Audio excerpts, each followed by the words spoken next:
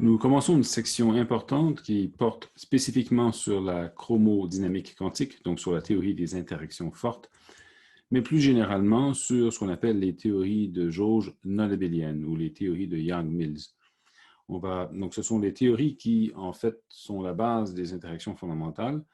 L'électromagnétisme est un cas très particulier de cela, mais donc l'interaction forte et l'interaction faible sont décrites par de telles théories. On va commencer par discuter de la question de la couleur. Historiquement, c'est ce qu'il faut faire. Donc, dès l'invention des quarks, si on veut, donc dès que l'hypothèse de l'existence des quarks a été émise par Gell-Mann et d'autres, certaines questions se sont posées par rapport à la composition en quarks de certaines particules qui avaient déjà été observées. Donc, en particulier, la particule qu'on appelle le delta.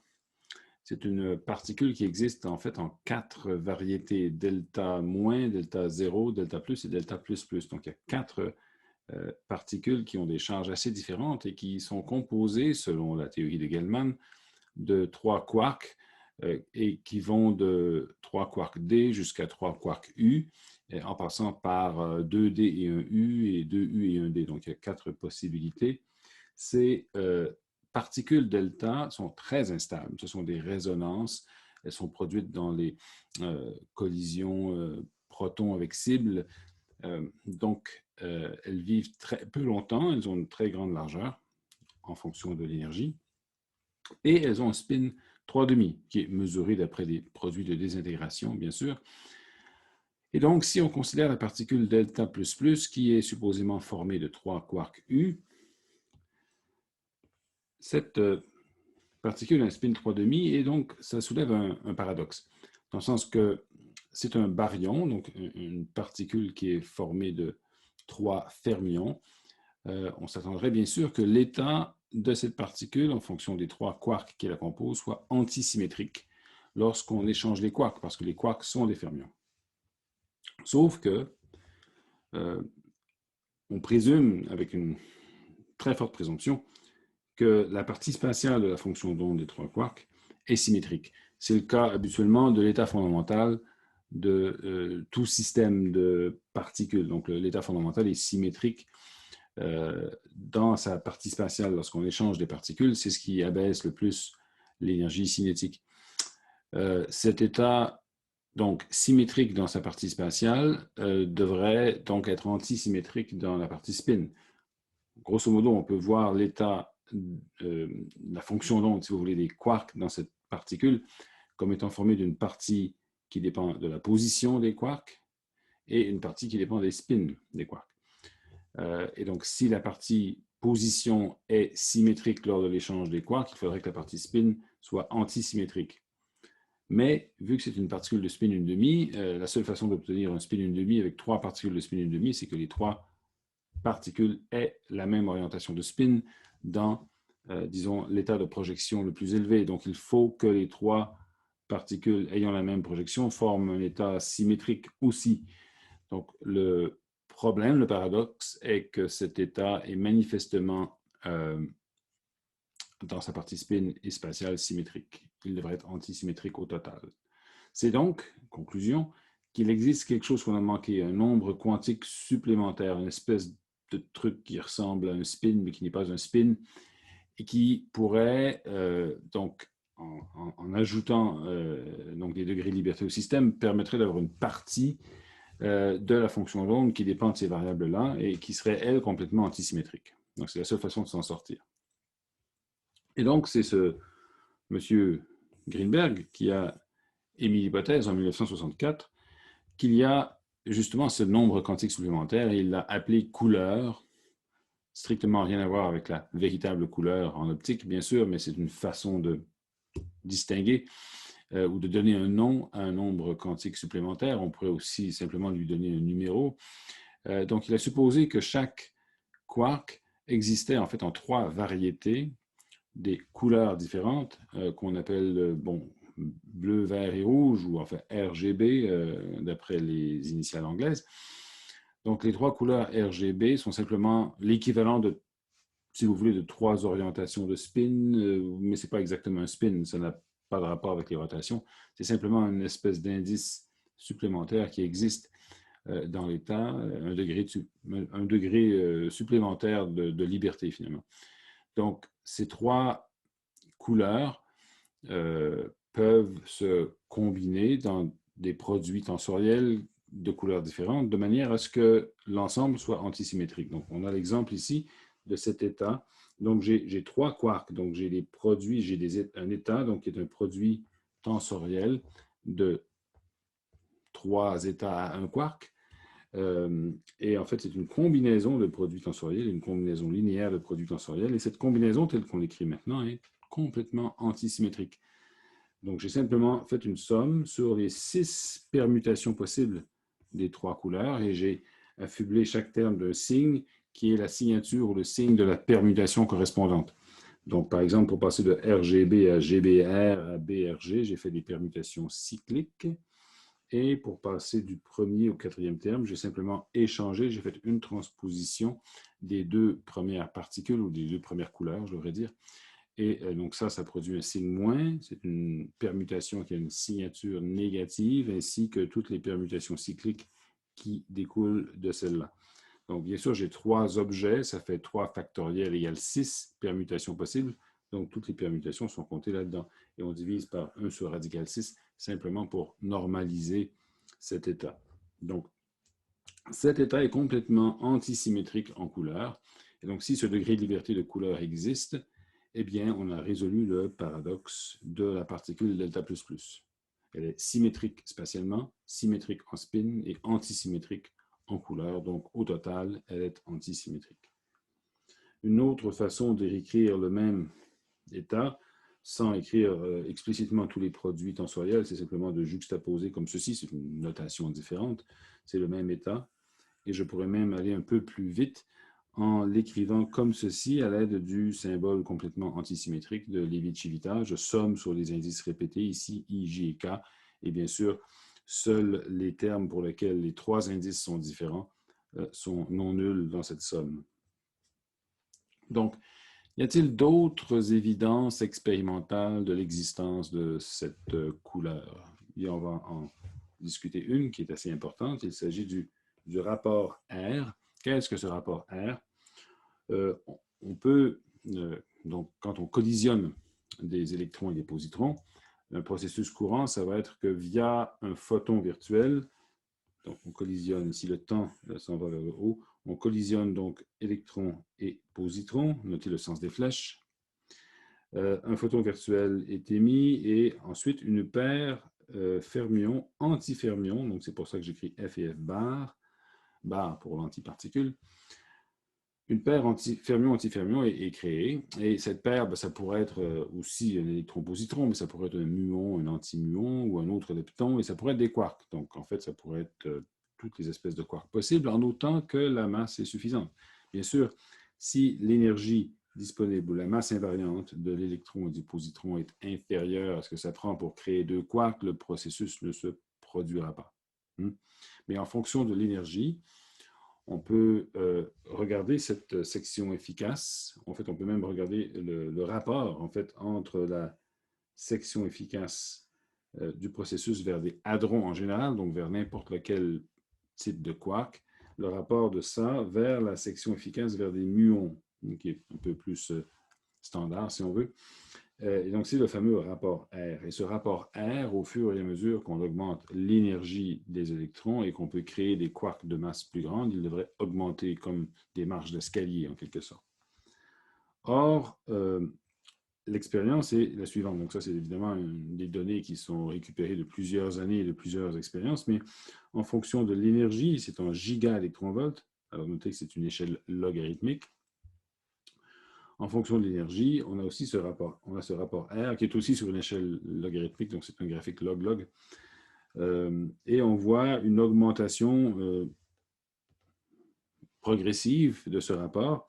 Il y a parfois des pics très importants. Les pics sont des résonances, en fait. Ce sont dus à des états virtuels qui sont presque des états liés, ou presque des états stationnaires, n'est-ce pas, mais qui ne rentrent pas tellement fait qu'ils sont plus difficiles à calculer du point de vue de ce diagramme, parce qu'il nécessiterait l'addition d'un tas de diagrammes, c'est presque non perturbatif, une résonance. Par contre, si on est loin de ces fameuses résonances, on peut montrer que le rapport R devrait être égal à ceci, la somme sur les différentes espèces de quarks de la charge au carré de chaque espèce de quark. Parce qu'évidemment, c'est la charge qui intervient ici dans ce vertex. Et comme c'est une section efficace, c'est la charge au carré qui intervient parce que c'est l'amplitude au carré qui intervient. Donc, c'est un peu logique que ça ait cette forme. Sinon, le reste de la cinématique du diagramme est la même que pour les muons. Donc, c'est pour ça que le rapport est si simple, en fait. Donc, si on fait exception de ces résonances, on a des plateaux qui augmentent petit à petit. Bon. Le problème, c'est que si on utilise cette formule avec les masses des nouveaux quarks que l'on connaît, on obtient plutôt les plateaux qui sont ici. Donc, pendant ce plateau ici, j'aurai les 3 quarks UDS, et ici, j'aurai le quark C qui apparaît, et ici, le quark B qui commence à contribuer, et ainsi de suite. Et donc, il y a un facteur 3 entre cet escalier que je viens de dessiner, qui est une stricte représentation de cette formule, et le plateau en rouge ici. Donc, le plateau en rouge est obtenu de celui-ci en multipliant par 3, et ça colle beaucoup mieux à la réalité. Donc, c'est une indication que dans cette somme, je devrais inclure une somme sur les différentes couleurs. Donc, ça rajouterait simplement un facteur 3. Une autre indication que la couleur existe, mais on en a déjà parlé, c'est la neutralité électrique dans chaque famille. Donc, dans le tableau périodique des particules, des fermions élémentaires, donc dans la première famille ou dans chaque famille, en fait, la somme des charges électriques devrait être nulle. Ça nous réconforte du point de vue du concept de la charge de la mer de Dirac, n'est-ce pas? Donc, ça fait que l'univers est neutre. Et cette somme ne peut être nulle que si chacun des quarks existe en 3 espèces identiques, c'est-à-dire équivalentes, de même propriété. Donc, ce facteur 3 qui est lié à l'existence de la couleur est nécessaire là aussi. OK. Donc, maintenant, on va aborder cette notion de neutralité de couleur. On entend souvent dire, oui, les quarks n'existent pas en couleur isolée, il faut qu'ils soient blancs, entre guillemets, c'est-à-dire un mélange de toutes les couleurs RGB de manière égale. Qu'est-ce que ça veut dire que ce jargon? Eh bien, si la couleur n'est pas aisément détectable, autrement que par un décompte des espèces de quarks, c'est qu'il y a une symétrie dans l'état, dans l'état à plusieurs quarks, qui fait que lorsque je fais des rotations dans cet espace de couleur, je ne change pas la théorie. D'accord? Qu'est-ce que je veux dire par là? Faisons l'analogie avec un spin. Donc, le spin comporte, pour un spin 1/2, comporte 2 états. Et je peux faire des rotations dans l'espace du spin, indépendamment de l'espace 3D, l'espace physique. Je peux faire des rotations dans cet espace et ces rotations vont mélanger les différentes composantes de spin entre elles. Eh bien, ici, la couleur, c'est un peu comme ça, sauf qu'au lieu d'avoir une dimension, au lieu d'avoir 2 états de spin, j'en ai 3. Donc, il faudrait que je fasse des rotations dans un espace qui comporte 3 dimensions, un espace interne, un espace abstrait. Et cet espace abstrait subirait des rotations unitaires, non pas des rotations orthogonales avec des matrices réelles, mais des rotations à l'aide de matrices unitaires. Donc, ce qu'on appelle une transformation dans l'espace de couleur, ou une rotation dans l'espace de couleur, c'est ça ici.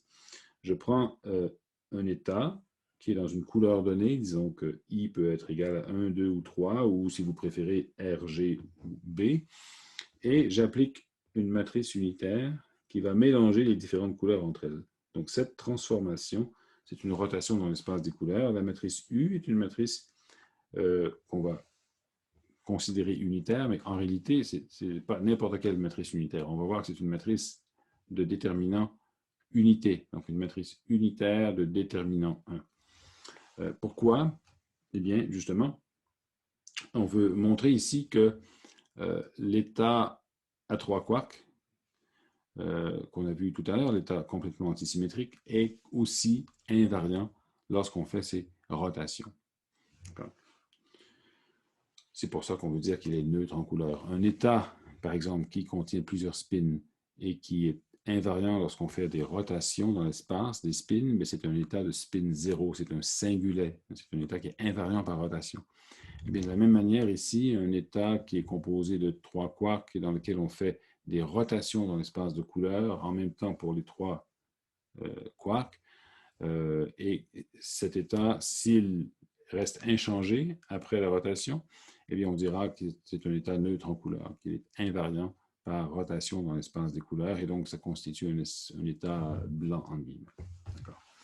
Donc, voyons voir comment ça fonctionne quand on a l'état qu'on a défini tout à l'heure. Cet état à 3 quarks, on va le transformer en faisant une rotation de couleur. Comment fait-on cela? Bien, il faut appliquer la rotation sur chacun des 3 quarks. Donc, par exemple, j'ai un indice L pour le premier quark, ici. Alors, j'applique une rotation avec UIL pour remplacer donc, cet état I par l'état UIL fois L. Et bien sûr, l'état initial, c'est toujours epsilon IJK fois ici IJK, mais je remplace IJK par une rotation du premier quark dans l'espace des couleurs, une rotation du deuxième dans l'espace des couleurs et du troisième. Donc, j'ai les indices ici, I, J et K, et j'ai les indices qui sont sommés avec ceux de ces états de base ici. Okay? Donc, c'est comme faire un produit tensoriel de rotation, si vous voulez, et c'est exactement la même chose qui se produit dans un système de spin. Ce n'est pas différent. Lorsqu'on a deux particules avec des spins, quand je fais une rotation dans l'espace des spins, c'est la même rotation qui s'applique sur les deux spins. Et c'est la même rotation ici qui s'applique sur les 3 particules qui sont ici. Bon. Maintenant, on va utiliser cette relation qui est vraie pour toute matrice, toute matrice 3 par 3, bien sûr. Donc là, j'ai le symbole antisymétrique, Levi-Civita, 3 indices, dimension 3. Et j'ai une matrice 3 par 3, M. Et donc, quand j'écris ces produits de 3 éléments de matrice avec epsilon IJK ici qui s'associe aux indices de rangée, eh bien, ça me donne le même epsilon, mais cette fois avec LMN, avec les indices de colonne, fois le déterminant de la matrice. Donc, c'est une formule générale pour exprimer le déterminant d'une matrice en fonction des produits de ces éléments. En fait, c'est la définition même du déterminant, sauf qu'elle est exprimée ici à l'aide d'une notation indicielle. Notez, par exemple, que dans cette somme, qui est une somme sur I, J et K, eh bien, il faut absolument que les 3 rangées soient différentes, parce que j'ai epsilon IJK ici. De la même manière, il faut aussi que les 3 colonnes soient différentes, parce que j'ai epsilon LMN ici, donc voilà, j'ai exactement la procédure prescrite pour calculer le déterminant d'une matrice. Donc, armé de cette formule, je retourne à ce que j'avais avant. Okay, je vois bien que j'ai quelque chose qui lui ressemble. Et donc, cette combinaison devrait être égale à epsilon LMN fois le déterminant de U. Et ce epsilon LMN est multiplié par ceci, c'est sommé sur L, M et N, donc ça me donne exactement le même état qu'au départ, fois le déterminant de U. Donc, après rotation dans l'espace des couleurs, l'état devient psi' égale déterminant de U fois psi. Et donc, si on demande que le déterminant de U soit 1, on a donc une rotation qui laisse cet état invariant. C'est un état neutre en couleur. On va donc supposer que U appartient au groupe SU3, c'est-à-dire à l'ensemble des matrices unitaires de dimension 3 qui ont un déterminant égal à 1. C'est ce que le S veut dire. Donc, si je n'avais pas le S, ce serait le groupe U3, donc l'ensemble des matrices unitaires de dimension 3. Avec un S, ça devient SU3, le déterminant doit être égal à 1. On verra un peu plus tard ce que c'est qu'un groupe, on viendra en détail là-dessus. Bon. Autre état possible qui serait neutre en couleur, ce serait un état comportant un quark et un antiquark. Donc, on peut voir cette transformation aussi au niveau des opérateurs d'annihilation, si on veut. Je n'ai pas fait intervenir les opérateurs d'annihilation et de création ici, mais donc, vu que les quarks obéissent à l'équation de Dirac a priori, donc ils sont décrits par ces mêmes opérateurs que pour un électron. Donc, la rotation dans l'espace de couleurs pourrait prendre la forme suivante. Donc, il faudrait que j'ai un indice de couleur. Et là, j'ai supprimé l'indice de couleur. L'indice de couleur est implicite. Donc, dans cette notation ici, l'opérateur CK va détruire un quark, mais de plusieurs couleurs possibles, parce que cet opérateur a un indice de couleur qui n'est pas affiché ici. C'est comme si j'avais un vecteur de 3 opérateurs d'annihilation. Et lorsque j'applique la matrice U sur ce vecteur d'opérateurs d'annihilation, c'est une rotation dans l'espace des couleurs. Si je voulais faire la même rotation pour un antiquark, eh bien, il faudrait que j'utilise cette rotation à la place où j'aurais la même matrice U. Pourquoi la même matrice U ici et là? Parce que C et DDAG font partie du même développement, le développement en mode de psi. Et c'est psi, le spinner de Dirac, qui est multiplié par U. Donc forcément, la même matrice va transformer C et DDAG. C'est donc que CDAG va être modifié avec la matrice conjuguée complexe. Donc, supposons qu'on a maintenant cet état qui représente, donc qui est formé d'un quark et d'un antiquark et qui est une superposition de produits tensoriels d'un quark d'une couleur avec l'antiquark de la même couleur. Alors, j'ai mis ici des barres ici simplement pour insister sur le fait qu'il s'agit de l'antiquark, mais au fond, il n'y a pas des anticouleurs. Bon, parfois, on aime parler d'anticouleurs, mais en fait, ce sont 3 indices qui sont semblables. Et je divise par radical 3 pour normaliser l'état. Que se passe-t-il quand... Donc, je pourrais l'écrire comme ça, en fait. Donc, c'est une façon différente d'écrire la même chose. Je fais une somme sur I de 1 jusqu'à 3 et j'ai I et I bar. Okay. Maintenant, que se passe-t-il quand je fais cette transformation? Okay. Donc, je suppose que les particules vont être transformées avec la matrice U, mais que les antiparticules vont être transformées avec la matrice U conjuguée. Parce que justement, D va se transformer avec U conjugué, C va se transformer avec U. Ou je pourrais... Enfin, l'important, c'est que les particules et les antiparticules se transforment avec des matrices qui sont les conjuguées l'une de l'autre, conjuguées complexes. Donc, si je procède à cette transformation, eh bien, j'obtiens plutôt cette forme pour l'état transformé. Donc, j'aurai UIJ sommé sur J et UIK conjugué sommé sur K. D'accord. Or, justement, cette expression qui est en fait sommée sur I, comme on le voit, mais c'est rien d'autre que le produit de U DAG par U. Parce qu'évidemment, le U conjugué ici, c'est la transposée de U DAG. Donc, j'écris U DAG avec les indices dans l'ordre inverse. KI. Je multiplie par UIJ, je somme sur I, c'est une multiplication de matrice. J'aurai donc U DAG U à l'indice KJ, ce qui est le delta de Kronecker. Donc, je remplace ça par un delta de Kronecker JK et j'obtiens enfin exactement le même état que j'avais au début. Okay? Donc, cet état particulier de quark-antiquark est aussi un état neutre en couleur. Bon, revenons maintenant à cet ensemble de conclusions. Okay? Alors, l'état qu'on a écrit, donc je résume un peu, donc l'état qui est ici,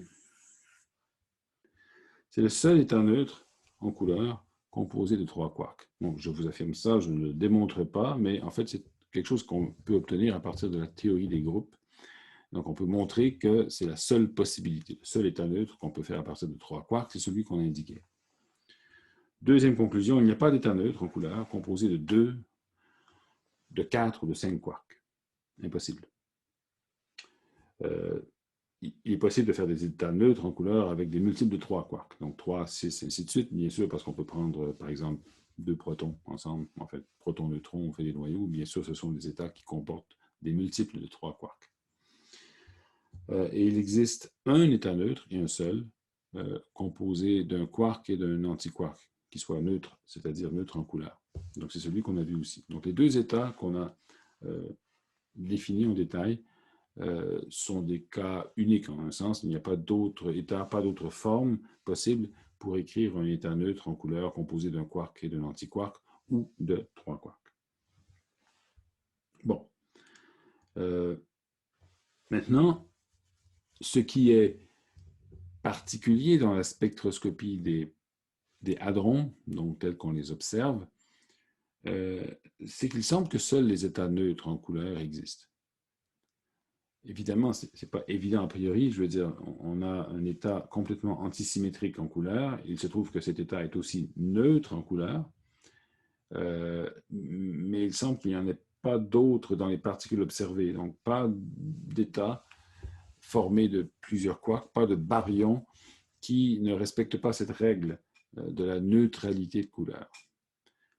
Et ça paraît mystérieux. Donc, Engelmann a classifié toutes les possibilités de particules, de baryons et de mésons à partir des quarks.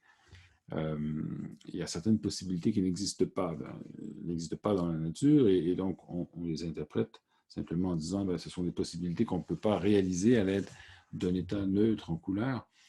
Et c'est donc la couleur qui, jusqu'ici, n'est qu'un degré de liberté un peu fictif qu'on a rajouté pour satisfaire les exigences de la statistique de Fermi et certaines observations. Eh bien, cette couleur doit jouer un rôle dynamique. On fait le parallèle ici avec la charge électrique. Quand on a un système de particules chargées, elles veulent naturellement se mettre ensemble pour former des particules neutres, n'est-ce pas? Donc, si on a un plasma d'électrons à très haute température avec des ions qui se promènent, quand on abaisse la température, le système veut retourner vers un état qui est plus proche de l'état fondamental, disons, et donc des états de basse énergie, les particules vont se lier aux atomes, et donc ça va former des objets neutres. La neutralité est donc quelque chose qui nous fait gagner de l'énergie en électromagnétisme, n'est-ce pas? Parce qu'il y a de l'énergie contenue dans le champ électrique, et donc si on sépare des objets de charge opposée, on peut voir ça comme une augmentation de l'énergie potentielle relative des objets. On pourrait aussi le voir en fonction du champ électrique et de l'énergie électrique qui existe partout dans l'espace. C'est une façon équivalente de voir l'énergie potentielle électrique. Et donc, pour réduire cette énergie au maximum, on a tendance à former des objets neutres. Bon, donc, ça pourrait être la même chose avec la couleur. La couleur aurait une espèce de rôle dynamique à jouer, sauf que ce serait beaucoup plus fort que dans le cas de l'électromagnétisme. Parce qu'en électromagnétisme, si on augmente suffisamment l'énergie, oui, on peut séparer les particules neutres en leurs composantes chargées. Mais avec les quarks, ça ne semble pas possible. Ceci dit, donc, cette analogie avec la neutralité électrique est utile d'un point de vue conceptuel.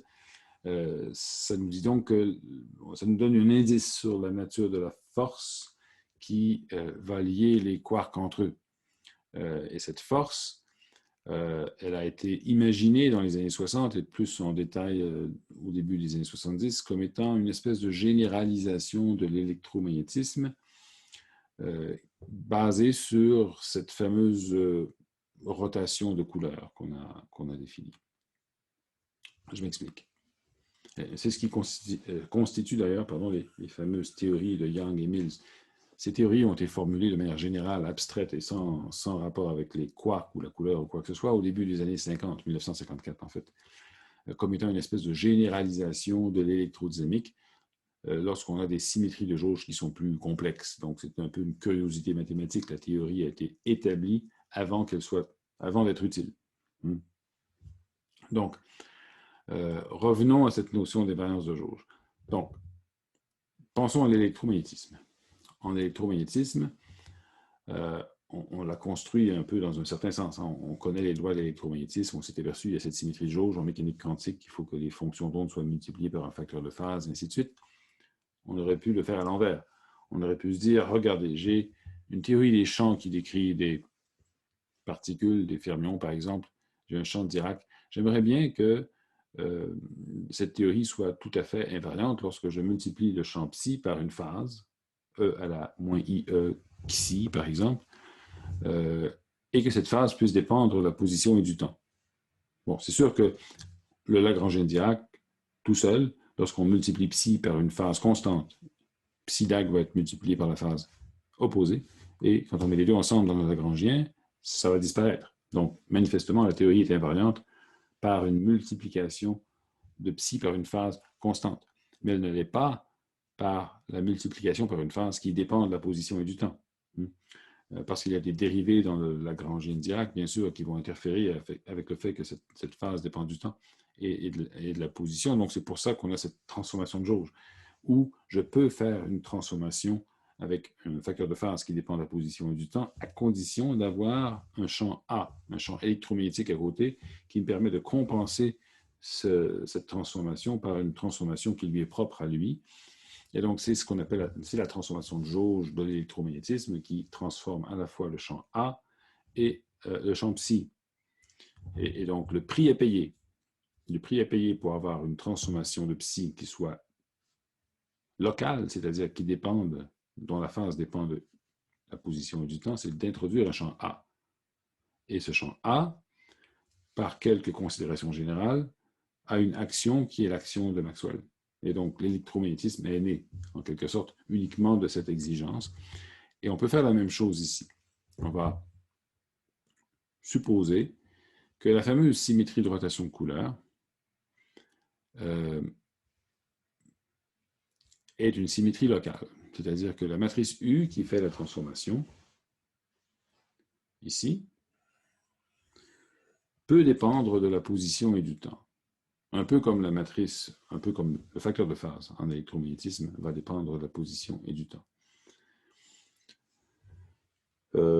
Donc, on va supposer que cette transformation est locale et on va devoir maintenant introduire une espèce de champ de jauge qui va faire que, au total, le Lagrangien va être invariant. Encore une fois, si on suppose que la transformation est globale, c'est-à-dire que la matrice U ne dépend pas de l'espace et du temps, on voit tout de suite que le Lagrangien de Dirac, qui décrirait les quarks, serait invariant par cette transformation.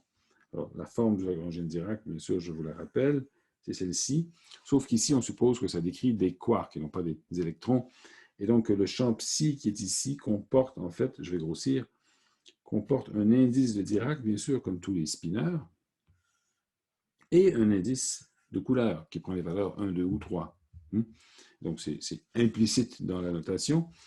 Et c'est donc que je pourrais agir sur psi en multipliant par U, et sur psi bar, je devrais multiplier par U conjugué, et par la droite, et non pas par la gauche, parce que bien sûr, psi bar, c'est psi dag fois gamma 0. Et donc, quand je transforme psi de cette manière, psi dag va se transformer comme ceci. Et notez que la matrice U agit dans l'espace des couleurs. La matrice gamma de Dirac agit sur l'espace de Dirac, si on veut, agit sur les indices de Dirac, qui ne sont pas les mêmes. Donc, c'est sûr que ces deux matrices, l'une est 4 par 4, l'autre est 3 par 3, agissent dans des espaces différents, donc elles commutent tout à fait. Donc, manifestement, ce Lagrangien est invariant lorsque je fais cette rotation parce que j'ai un facteur U qui intervient ici et j'ai un facteur U dag qui intervient ici. Les deux vont passer au travers des dérivés de gamma parce que U est constant et commute avec gamma, et le U dag et le U vont se réunir pour donner 1. Donc, oui, ce Lagrangien est invariant par cette transformation, mais il n'est pas invariant en soi lorsque U dépend de la position et du temps en raison de la dérivée qui est ici, qui interférerait avec ce transport. Bon, c'est donc nécessaire de définir une transformation de jauge à l'aide d'un champ de jauge supplémentaire. Ce que l'on exige de cette transformation de jauge, c'est que la dérivée covariante de mu ici se transforme de manière à ce que, au total, la dérivée covariante du champ psi se transforme simplement par pré-multiplication par la matrice U. C'est la même chose qu'en électromagnétisme. Et donc, pour que cette exigence soit respectée, il faudrait, donc, par définition, donc, la dérivée covariante modifiée ou transformée aurait la forme suivante avec un champ de jauge transformé. Notez ici qu'on a donné cette forme à la dérivée covariante, c'est comme en électromag, sauf qu'on a mis une constante différente au lieu de mettre la charge électrique, donc une constante G. Donc, cette dérivée covariante transformée s'appliquant sur le champ psi transformé, qui est U fois psi, devrait donner la même chose que ça ici, c'est-à-dire U fois la dérivée covariante. Si on développe cette expression, eh bien, la dérivée qui est ici va pouvoir s'appliquer à la fois sur U et à la fois sur psi. Donc, on aurait un terme en dérivée de U fois psi plus U fois la dérivée de psi plus le IGA' U psi. Et ceci doit être égal à ça. Alors, bien sûr, en mettant les deux à égalité, on voit qu'on perd donc ce terme-là, okay, qui va disparaître, qui est le même, et on resterait avec cette exigence que, vu que c'est vrai pour toute valeur de psi, d'accord? Donc psi est multiplié partout à droite, ben on peut simplement faire le quotient, c'est-à-dire, vu que c'est vrai pour toutes les valeurs de psi, ça doit être vrai de la matrice qui multiplie psi, et donc on arrive à la conclusion que del mu de U, donc ça ici, plus IGA' fois U, va être égal à U fois IGA mu, comme ça. Donc cette relation nous permet d'isoler A'. Donc on pourrait écrire A', je multiplie par U inverse, c'est-à-dire U conjugué, par la droite, et je divise par IG, et j'ai cette expression pour A' de mu, qui est donnée par ça ici. Donc cette forme ici est la règle, la transformation de jauge que l'on doit utiliser pour le champ A. Donc c'est un peu plus compliqué qu'en électromag. Comment? Bien, supposons, donc on peut retrouver le cas électromagnétique simplement en posant, donc pour retrouver le cas électromagnétique, on pose que la matrice U est simplement donnée par un facteur exponentiel, comme ceci.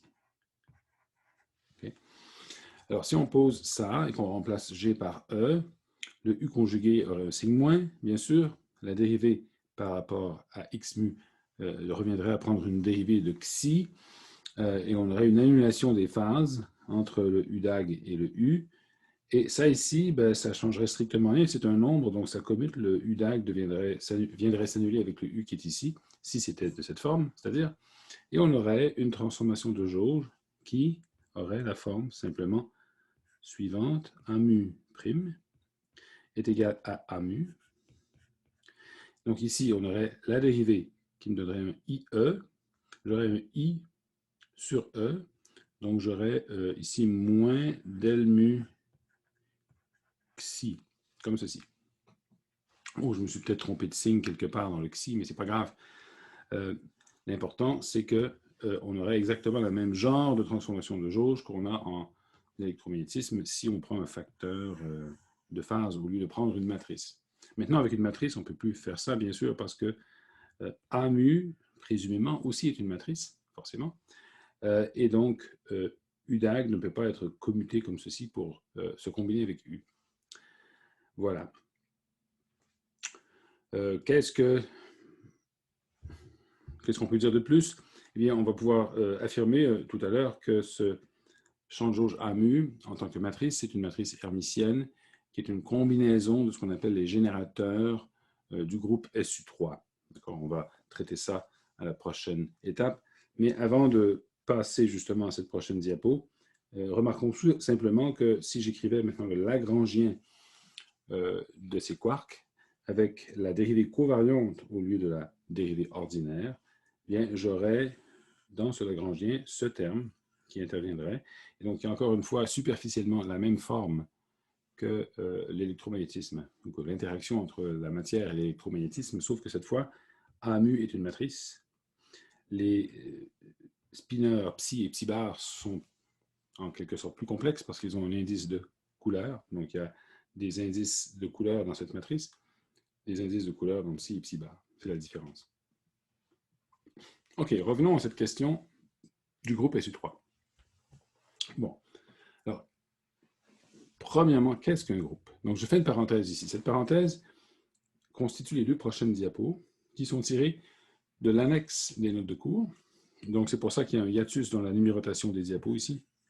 5,40, on passe à 7, 2, 7, 3, etc. Et ensuite, on passe à 5, 41. Donc, il y a une parenthèse de 2 diapos qui est importante et qui porte sur qu'est-ce que c'est qu'un groupe, qu'est-ce que c'est que SU3, et ainsi de suite, et quels sont les générateurs de ces groupes. Bon. Alors, qu'est-ce qu'un groupe?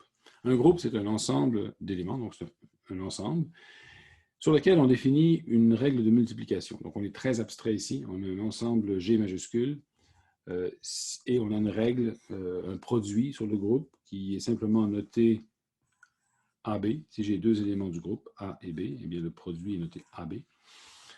Donc, la première règle, bien sûr, c'est que c'est un ensemble sur lequel cette règle est définie. Donc, si j'ai deux éléments A et B et que je sais comment définir le produit AB, il faut que AB soit aussi dans le groupe. Sinon, ce n'est pas un groupe. Sinon, cette règle n'est pas bien définie. C'est ce qu'on appelle la règle de groupe. Ensuite, deuxième condition pour que ce soit un groupe, il faut que la loi de multiplication, entre guillemets, soit associative. Donc, il faut que AB parenthèse fois C soit la même chose que A parenthèse BC. C'est vrai en passant pour des produits de matrice. Hein. Les produits de matrice sont associatifs. Troisième règle, il doit exister un élément neutre tel que E fois A, donc il s'appelle E. E fois A est égal à A fois E est égal à A. Donc le produit qu'on définit doit comporter un élément neutre. Et dernière règle, tout élément doit avoir un inverse. Donc si j'ai pour tout élément A, il doit y avoir un autre élément qu'on appelle A inverse ou A moins 1, tel que A moins 1 fois A donne l'élément neutre. Voilà, c'est simple. Si vous avez une règle de multiplication qui obéit à ces propriétés, ben, l'ensemble est un groupe. Bon, alors bien sûr, il y a des groupes finis, infinis, continus, ainsi de suite. Donc un groupe est fini s'il a un nombre fini d'éléments. Il est discret si les éléments sont bien séparés, donc il n'est pas continu. Il pourrait être infini en étant discret, il pourrait être infini en étant continu. On peut bien sûr, parmi les groupes continus, définir des groupes à l'aide de matrices. Et c'est ça qu'on résume dans le tableau qui est en haut ici. Donc, voici les symboles des différents groupes. Donc, premièrement, si on prend toutes les matrices non singulières, ce qu'on appelle le groupe linéaire général, donc toutes les matrices d'ordre n qui sont non singulières, eh bien, la multiplication des matrices, c'est une opération qui respecte ces règles, toutes les règles de groupe. C'est associatif. La multiplication de deux matrices donne encore une matrice du même ordre. Okay? C'est des matrices carrées, n par n. Il existe un élément neutre qui est la matrice identité. Et ce sont des matrices non singulières, donc elles ont toutes un inverse. Donc, ce groupe particulier, on l'appelle le groupe linéaire général, il est très grand et il est rarement intéressant. Donc, on s'intéresse en mécanique quantique et en physique en général à des groupes un peu plus particuliers. Donc, j'ai défini ici, il y a le groupe UN, donc qui est défini sur les complexes, donc les matrices complexes, qui sont unitaires d'ordre n. Donc, la définition, c'est ça ici, la matrice est unitaire. La dimension du groupe, ce serait le nombre de paramètres qui définissent tous les éléments du groupe. Donc, une matrice unitaire comporte n carré composantes complexes. Ce qui voudrait dire 2n carré, éléments réels. Mais en réalité, puisqu'elle est unitaire, eh bien, il y a un certain nombre de contraintes qui viennent avec l'unitarité, et ce nombre de contraintes est égal à n carré aussi. Ce qui fait que le nombre de paramètres effectifs qu'il y a dans le groupe unitaire, c'est 2n carré moins n carré, ici, ce qui donne n carré. Comment voit-on que le nombre de contraintes est égal à n carré? Eh bien, si on écrit la condition d'unitarité pour une matrice U, ce serait U, I, K, conjugué par exemple, fois U, K, J, est égal à delta IJ. D'accord? Bon. Cette contrainte, on pourrait dire que j'en ai une pour chaque valeur de I et de J. Et donc, j'aurais n carré contrainte. Mais elle est un peu vite en affaire. Il faut se rendre compte que, premièrement, si I est égal à J, donc autrement dit, si je suis sur la diagonale, cette combinaison ici est un nombre réel, donc la contrainte est une contrainte réelle. Et donc, je la compte comme n contraintes. D'accord? N contraintes indépendantes. Si I est différent de J, à ce moment-là, ce n'est pas un nombre réel, mais c'est un nombre complexe. Et donc, la contrainte est une contrainte complexe, donc comme deux contraintes réelles. Cependant, si j'échangeais I et J, j'aurais encore une fois la même contrainte. Elle serait juste conjuguée complexe, mais ce serait au fond la même paire de contraintes. Donc en réalité, le nombre de contraintes qui proviennent de I différent de J est égal au nombre d'éléments sur le triangle supérieur de la matrice multiplié par 2, c'est-à-dire le nombre d'éléments non diagonaux au fond. Et donc si on fait la somme, on obtient essentiellement n plus n carré moins n, ce qui veut dire n carré. Donc on a en réalité n carré contrainte. Avec deux n carré composantes réelles, ça donne n carré paramètres indépendants pour spécifier une matrice unitaire. Une variante de ça, c'est SUN. Même définition avec la contrainte additionnelle que le déterminant de U est égal à 1. Donc, ce déterminant ajoute une contrainte, et donc le nombre de paramètres qui peuvent déterminer, qui peuvent spécifier les éléments est donné par n carré moins 1. Pour ON, ON est une matrice, c'est-à-dire c'est le groupe des matrices orthogonales, donc c'est un peu le même raisonnement, sauf que cette fois, les matrices appartiennent à R. J'ai la contrainte suivante, et cette contrainte, bon, j'aurai n carré éléments d'une matrice réelle d'ordre n. Combien y a-t-il de contraintes définies par ça ici? Je pourrais me référer à la même équation qu'ici, et j'en aurai n carré, donc j'en aurai n sur la diagonale, ce sont des contraintes réelles, mais j'aurai une seule contrainte en dehors de la diagonale, sur la diagonale supérieure, sur le triangle supérieur, pardon, et donc j'aurai un nombre de contraintes qui serait plutôt égal à n plus une demi fois n moins 1, c'est-à-dire le nombre d'éléments au-dessus de la diagonale. Donc ça, c'est le nombre de contraintes qui est égal, donc, au total à une demi n carré plus une demi n. Okay? Et donc, si je soustrais ce nombre de contraintes de n carré, j'obtiens n carré moins une demi n carré plus une demi n, ce qui veut dire une demi n carré moins une demi n. Okay, donc une demi fois n moins 1, donc c'est bel et bien ce qu'on retrouve ici. Un autre groupe relié, c'est le groupe SON, avec aussi la contrainte que le déterminant est égal à 1. Bon, ici, il faut se dire que la contrainte que le déterminant soit égal à 1 n'enlève pas un paramètre, ça fait simplement enlever des éléments qui correspondraient à des rotations impropres, à des pseudo-rotations, puisque le déterminant de O est soit 1, soit moins 1. Donc, on a le même nombre de paramètres de toute manière, mais l'ensemble est quand même différent. Bon. Ensuite, il y a la notion de rang. Qu'est-ce qu'on veut dire par là? Eh bien, ça, c'est étroitement lié à la notion de générateur, et on va y revenir un petit peu plus tard. D'accord? Donc, quels sont les générateurs? Maintenant, pour SUN. Prenons le cas spécifique de SUN. Donc, si une matrice est unitaire, donc si elle respecte cette relation-là, on pourrait la paramétriser avec une matrice dans l'exponentielle. Donc, je pourrais me dire, je vais écrire la matrice U comme U est égal à E à la donc IH. Donc, je pourrais écrire ça tout simplement, je ne l'ai pas écrit explicitement, j'aurais dû. Donc, je pourrais écrire simplement U okay, est égal à exponentielle de I fois H. Quel est l'avantage de faire ça? Justement, ça déplace le problème, vous allez me dire, mais le conjugué hermitien de U devient simplement E à la moins IH DAG, comme ça. J'ai pris le conjugué hermitien de ce truc-là. Et l'inverse s'obtient en changeant le signe dans l'exponentielle, donc j'aurai ça ici. Donc cette relation-ci devient celle-ci, ce qui veut dire essentiellement que H conjugué est égal à H. Donc H est une matrice hermitienne. C'est pour ça que je l'ai appelée H d'ailleurs. Donc, bref, inventorier les matrices unitaires, c'est comme inventorier les matrices hermitiennes. Il y a le même nombre. C'est pas les mêmes contraintes, mais le nombre de matrices hermitiennes d'ordre n.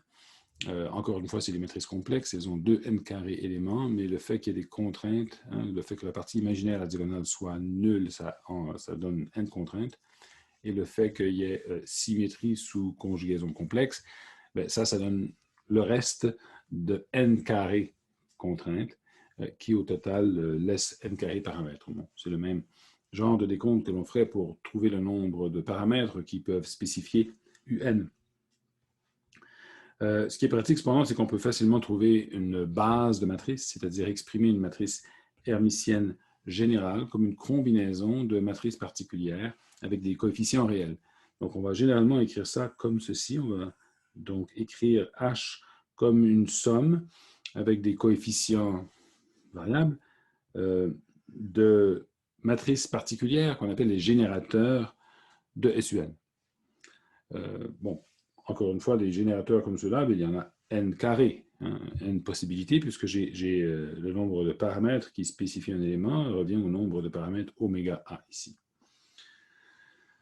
Si je m'intéresse à SUN en particulier, pour SUN, eh bien, je sais que donc, le déterminant est égal à 1, et je sais aussi que le logarithme du déterminant d'une matrice est égal à la trace du logarithme.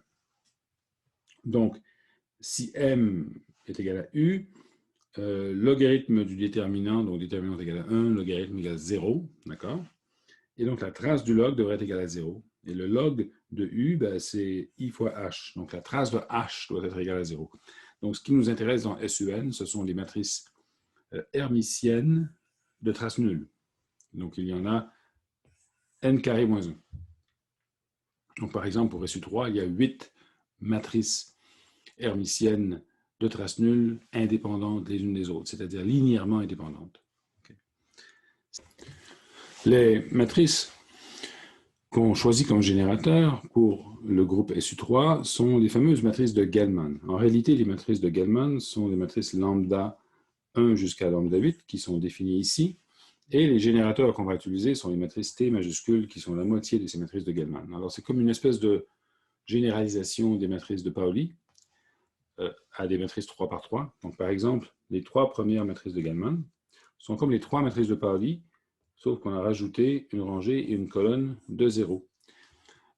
Les 2 suivantes sont comme sigma 1 et sigma 2, si on enlève la rangée et la colonne du milieu. Les 2 suivantes sont comme sigma 1 et sigma 2, encore une fois, si on enlève la première et la rangée et la première colonne. Et il reste donc une dernière matrice qui devrait avoir une trace nulle et qu'on aurait pu choisir si on avait voulu comme étant par exemple 0, 1, moins 1 le long de la diagonale, mais on l'a plutôt choisi comme ceci afin qu'elle soit d'une certaine manière perpendiculaire à lambda 3 avec une trace nulle au total. Et si on a choisi le facteur racine de 3 ici, c'est parce qu'on veut imposer une forme de normalisation, c'est purement conventionnel, mais c'est pratique, une normalisation de ces générateurs telle que la trace du produit de 2 générateurs est égale à un delta de Kronecker fois 1/2. La même relation s'applique d'ailleurs aux matrices de spin 1/2, c'est-à-dire la moitié des matrices de Pauli vont obéir à la même relation. D'ailleurs, donc, les matrices de Pauli sont les générateurs pour le groupe SU2 et non pas SU3, donc c'est simplement une généralisation de cela. Bon, ces générateurs, ils sont au nombre de 8, comme on a dit, donc n carré moins 1 ici, mais il y a un certain nombre d'entre eux qui forment un sous-ensemble qui commute. Donc, on sait que, par exemple, pour les matrices de spin, toutes les matrices de spin, enfin, il n'y a pas de commutation triviale dans les matrices de spin. Il n'y a pas un commutateur nul entre 2 matrices de spin. Elles ont toutes un commutateur non nul. Mais ici, par exemple, lambda 3 est une matrice diagonale, lambda 8 aussi est diagonale. Donc, ces 2 matrices-là vont commuter entre elles. Donc, j'ai donc 2 matrices qui commutent entre elles et c'est ce qu'on appelle leur rang. du groupe. C'est un concept un peu plus abstrait, on ne s'en servira pas énormément, mais disons que pour SU3, le rang est égal à 2.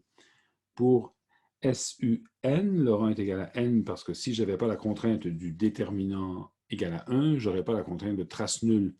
Donc, n'ayant pas la contrainte de trace nulle, j'aurais une matrice de plus ici qui pourrait être la matrice identité, par exemple, et qui commute avec les autres.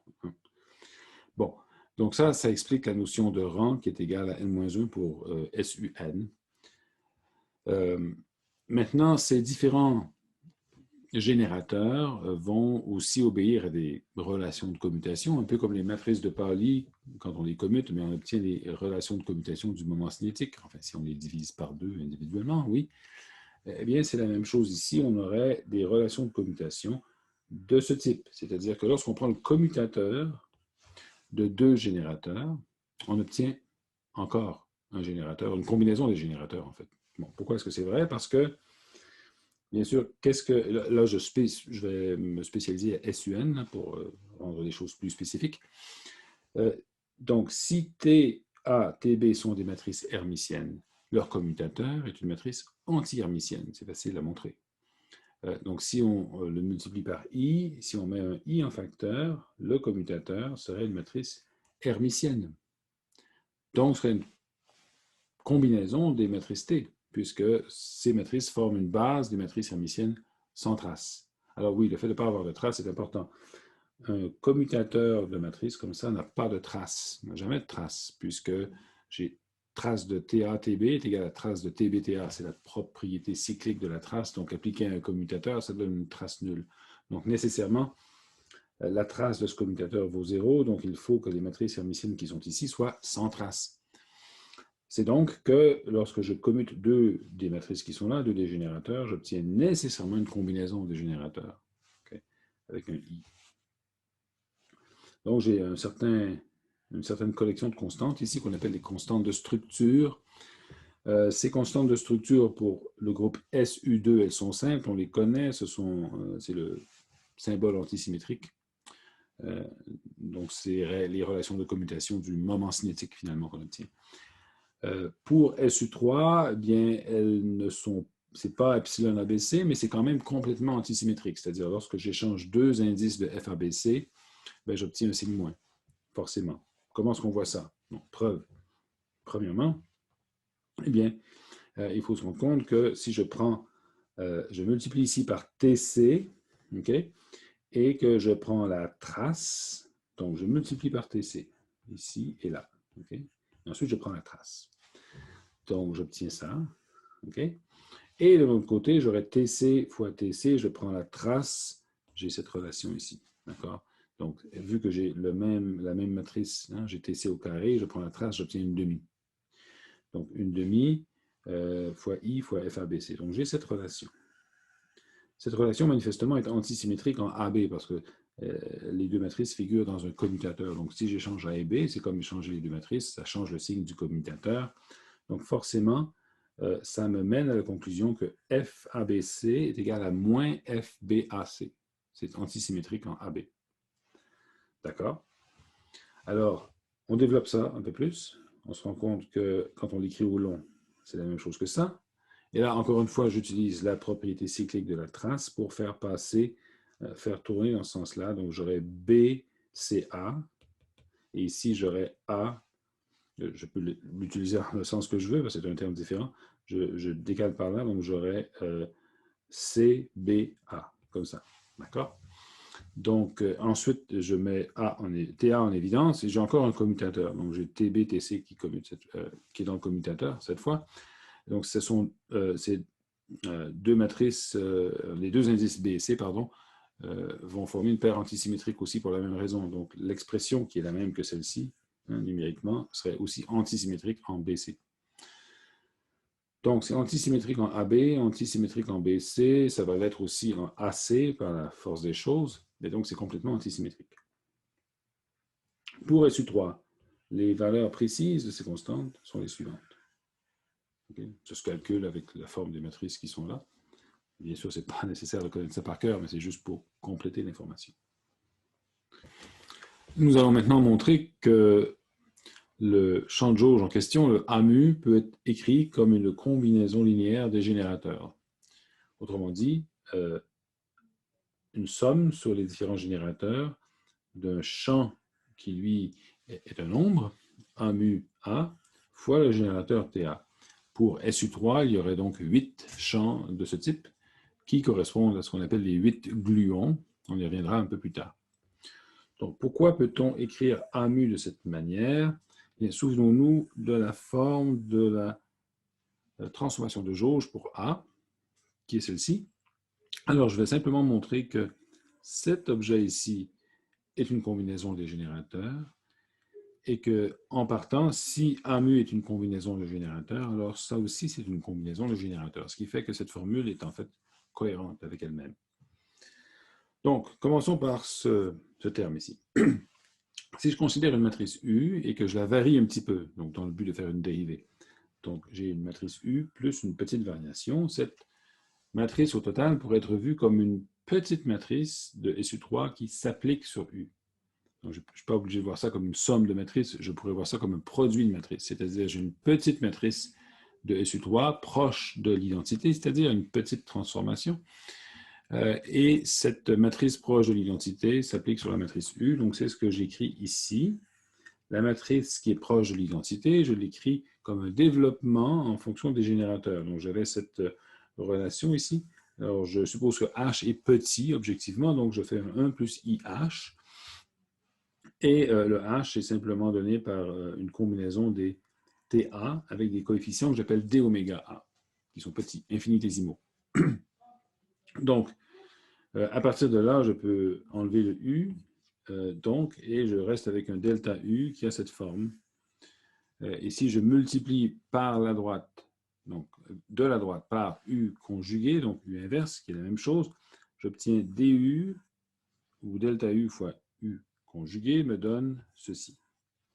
Et donc, je suis presque arrivé ici, sauf que cette variation ici pourrait être une différentielle associée à une dérivée. Donc, je pourrais aussi bien écrire cette relation-ci, ce serait équivalent. Donc, la dérivée de U majuscule par rapport à mu fois U dag s'exprime comme I fois la dérivée par rapport à X mu de oméga A fois TA.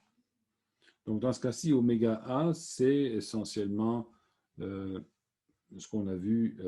Alors, il faut que je retrouve la forme précise. C'est ça ici, n'est-ce pas? Donc, c'est comme si on écrivait U est égal à E à la I oméga A TA, sommé sur A. Donc, les oméga A sont les paramètres qui déterminent la forme de U. Ce serait la même chose avec SU2 et le moment cinétique. Les oméga A seraient les angles, autrement dit θ fois le vecteur unitaire dans la direction de l'axe de rotation. Donc, Donc j'ai cette forme finalement. Okay, si je multiplie par I, je divise par G. Donc, effectivement, ce terme-là est une combinaison des générateurs TA. J'ai prouvé mon premier point. Prouver le deuxième point, c'est-à-dire si A est vraiment une combinaison des générateurs, alors ça aussi, c'est une combinaison de générateurs. Donc, le système est fermé. Mais ça, je le prouve à l'aide de la relation de Hausdorff. Donc, je ne démontre pas la relation de Hausdorff, mais cette relation de Hausdorff stipule que lorsque une matrice est donc entourée d'une matrice E à la H et E à la moins H, donc une matrice et son inverse, eh bien, on peut l'exprimer comme une série infinie de commutateurs emboîtés. Okay? Donc, A plus A commutateur avec H plus une demi du commutateur avec H de A commutateur avec H, et ainsi de suite, donc jusqu'à l'infini. Ici, bien sûr, bon, c'est la forme standard de cette relation, mais je devrais remplacer H par moins IH pour avoir l'équivalent de ça en fonction de la relation entre U et H. C'est pas grave, ça demeure quand même une série infinie de commutateurs emboîtés. Donc, maintenant, H étant une combinaison de générateurs, si A est une combinaison de générateurs, le commutateur des deux est aussi une combinaison de générateurs, parce qu'évidemment, on a ces relations de commutation ici, qui sont importantes. Donc, le commutateur ici est aussi une combinaison de générateurs, et a fortiori, donc, quand je prends le commutateur de ça avec H, le même argument s'applique, et ainsi de suite. Okay, donc, essentiellement, cette combinaison-là, ou plutôt celle-ci, est aussi une combinaison de générateurs. Okay? Donc, ça termine mon argument que le champ de jauge, dans cette nouvelle théorie, avec la nouvelle transformation de jauge pour la couleur, eh bien, est une combinaison linéaire des générateurs du groupe SU3. Et les coefficients sont des champs qui sont un peu l'analogue du champ électromagnétique, mais maintenant j'en ai plusieurs copies, j'ai plusieurs valeurs de A, j'ai 8 champs qui vont décrire par exemple la force de couleur. Okay? Et ce seraient les 8 gluons.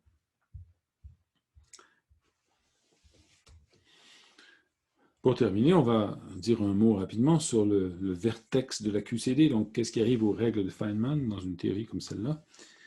Eh bien, on a vu que le terme qui couple les quarks à ce nouveau champ de jauge a une forme très semblable à ce qu'on a en électrodynamique quantique. J'ai une constante G au lieu d'avoir la constante E.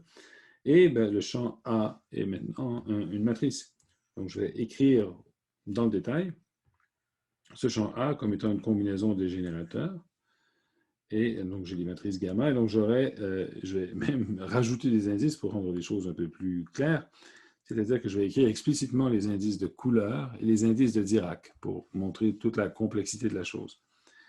Donc, j'ai le champ A avec indice d'espace-temps, indice de générateur. J'ai le spinner conjugué qui comporte un indice de Dirac, bien sûr, et un indice de couleur I. J'ai le spinner non conjugué avec un indice de Dirac bêta et un indice de couleur J. J'ai le générateur TA, qui est une matrice et qui comporte donc les indices de couleur I et J qui permettent de comprendre ce produit ici comme un produit d'un vecteur rangé, matrice et vecteur, et dans l'espace des couleurs. Et bien sûr, j'ai la matrice gamma de Dirac qui a les éléments alpha, bêta, et donc qui aussi permet de comprendre ce produit comme spinner conjugué, matrice, spinner, n'est-ce pas? Donc, voici toute la complexité du vertex de la QCD, et ça mènerait bien sûr à sa propre variante des règles de Feynman, qui, en ce qui concerne le vertex, serait donné par ça ici. Donc, j'aurais un quark qui rentre, un quark qui sort avec les indices correspondants, et j'aurais l'équivalent du photon ici, mais pour les gluons. Et c'est pour ça qu'on représente ça par une ligne qui ressemble à un ressort. Hein. C'est une tradition de faire ça. Au lieu de représenter ça par une ligne ondulée, c'est une ligne qui ressemble à un ressort. Et cette ligne comporte un indice d'espace-temps, comme pour l'électrodynamique quantique, et un indice de générateur, et est associé au facteur suivant. Donc, l'indice de générateur, c'est l'indice de gluon, finalement. Ça prend 8 valeurs. Donc, il y a 8 gluons différents qui correspondent chacun au générateur. Voilà, on s'arrête ici pour le moment parce qu'on va terminer donc cette section dans une vidéo subséquente.